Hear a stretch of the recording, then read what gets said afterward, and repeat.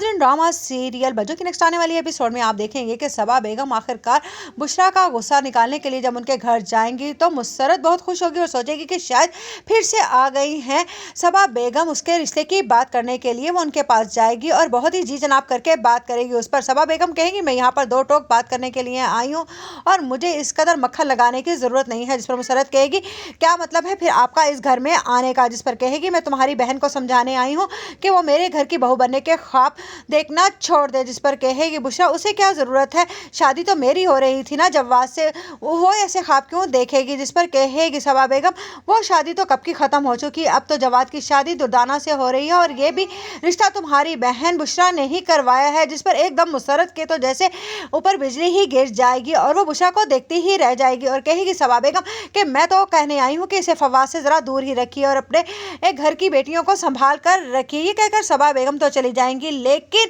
मुसरत की पूरी निगाहें बुशरा पर गड़ी होंगी और कहेगी कि तू ही निकली ना घर का भेदी लंका ढाए वाला हिसाब। तूने दुर्दाना के ही साथ अगर उसका रिश्ता करवाना था तो यहाँ पर मेरी बारात क्यों बुलवाई थी? देख लिया ना अम्मा, ये मेरी अपनी दुश्मन निकली। उधर बहुत ज़्यादा खुश हो रही होगी नरमीन के, अच्छा ही हुआ जो बच्चों से बुशरा ने बदला ले लिया। इधर आप देखेंगे कि रोहेल घर के जेवरात पर जब हाथ साफ करके चला जाएगा तो अम्मा जैसे ही जेवरात देखेंगी और वहाँ से गायब पाएंगी तो उनकी हालत बहुत ज़्यादा ख़राब हो जाएगी। मुसरत कहेगी कि रोहेल, मैं तुझे ज़िंदा नहीं छोड़ूंगी, जो हरकत तूने की है उसके बाद अगर हमारी अम्मा को कुछ हुआ तो तेरे साथ वो करूँगी कि तू याद ही करेगा। इधर आप देखेंगे कि बुशरा मुसरत से छुपती फिर रही होगी।